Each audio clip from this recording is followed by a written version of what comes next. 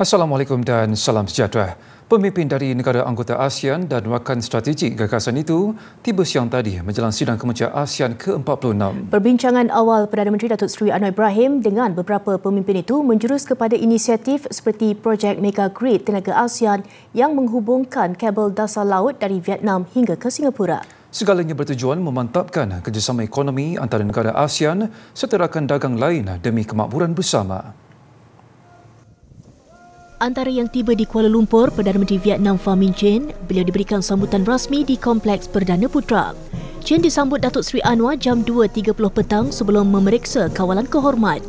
Kedua-dua pemimpin kemudian mengadakan perbincangan bersama delegasi yang lain. Dalam sidang media selepas itu, Datuk Seri Anwar berkata projek Mega Grid Tenaga ASEAN bukan sekadar pengumuman retorik tetapi diterjemahkan dalam bentuk pelaksanaannya. We not only make its impressive pronouncements on the gigantic projects or collaboration or diplomatic endeavor, but this time we have be able to concretize this through effective programs and projects, which is consistent with our energy transition policy for alternative energy for the region. Kedua-dua pemimpin bersetuju mengukuhkan hubungan dua hala menerusi beberapa kerjasama penting merangkumi sektor tenaga, pendidikan, penyelidikan dan keselamatan.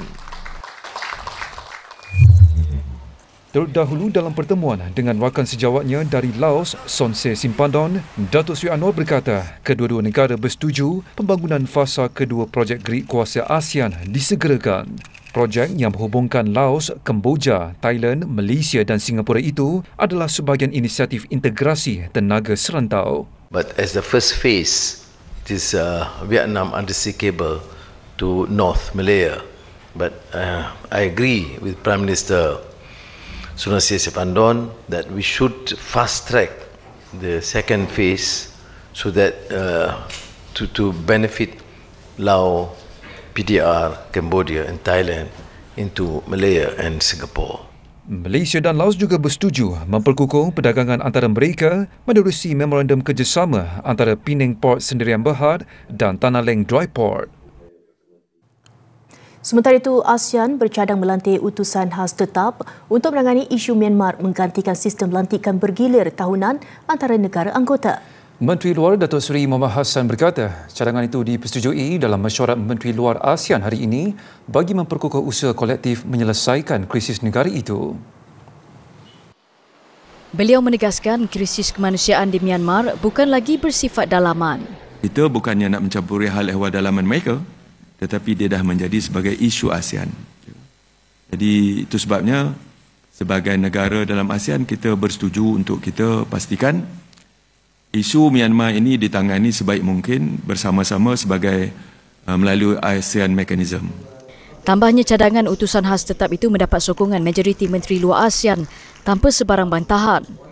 Menurut Datuk Seri Mohamad, ASEAN perlu memberikan perhatian serius kerana pelbagai kesan negatif dari konflik di Myanmar turut dirasai seluruh rantau ini. Terdahulu Datuk Seri Mohamad Hassan menyampaikan mesej tegas mengenai konflik Myanmar semasa merasmikan mesyuarat Menteri Luar ASEAN. Beliau berkata ASEAN telah membuktikan kesungguhannya untuk membantu menyelesaikan konflik itu yang berlarutan lebih 4 tahun. ASEAN took swift and immediate action following the tragic earthquake that struck parts of Myanmar and Thailand. Our quick response is a reflection of a spirit of compassion, solidarity and humanity that inspired the founding of ASEAN itself. Beliau menggesa semua pihak berkepentingan di Myanmar menghentikan permusuhan serta melanjutkan genjatan senjata demi kebaikan rakyat negara itu. Tegas Datuk Seri Mohamad, ASEAN tidak boleh berdiam diri terhadap konflik berkenaan serta perlu menggunakan suaranya untuk membela nasib mereka yang tertindas. Beliau menegaskan krisis dan bencana tidak mengenal sempadan, justru menuntut keazaman kolektif dan perpaduan serantau dalam menghadapinya.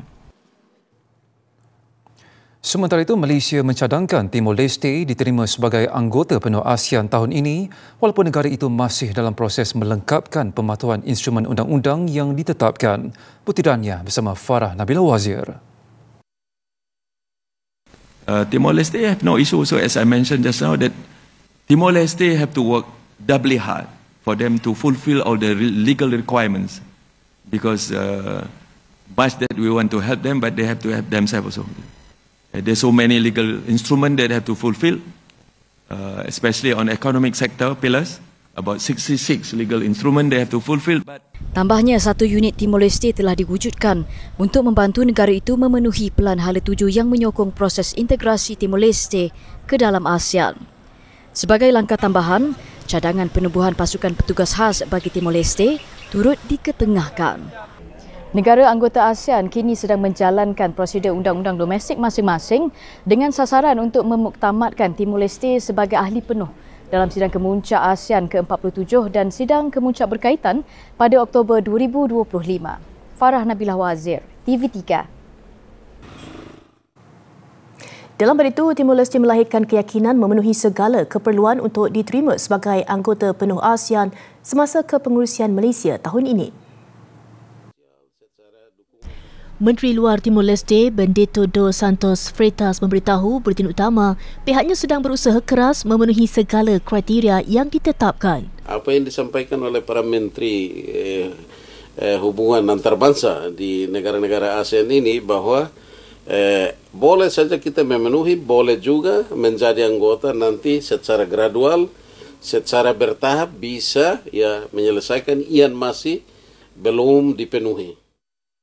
Pada 2022, ASEAN pada dasarnya bersetuju Timor Leste menjadi anggota ke-11 tertakluk kepada negara itu memenuhi Pelan Hala 7 keahlian penuh.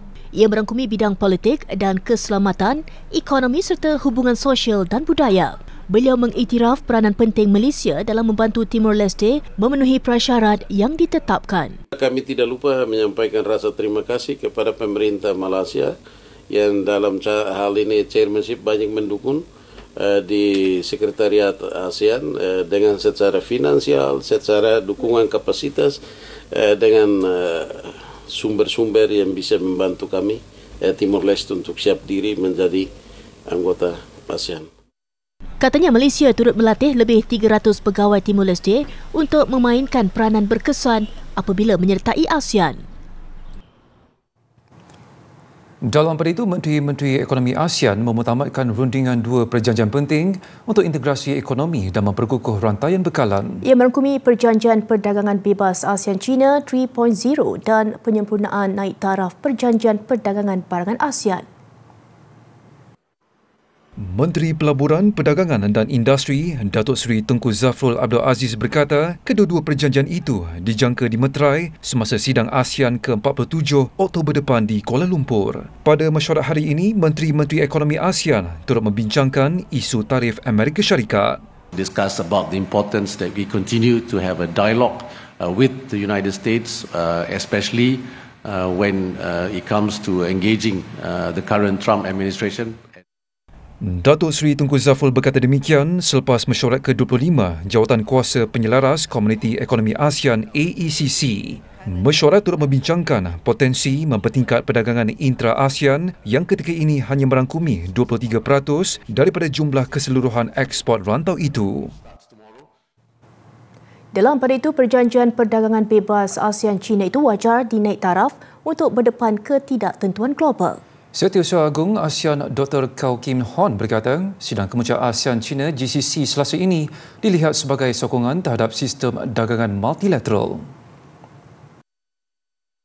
Jelasnya, intipati perjanjian dinaik taraf ini telah siap awal tahun ini sebelum tarif perdagangan diumumkan Presiden Amerika Syarikat Donald Trump. And I think this upgrade will provide enormous opportunities for companies and businesses to take advantage of doing business between the two sides.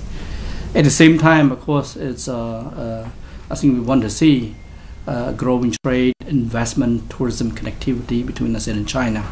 So I'm looking at there would be I think we open up a new opportunity between the two sides. China merupakan rakan dagang utama ASEAN bagi 16 tahun berturut-turut manakala ASEAN Polka menjadi rakan dagang utama China sejak 2019.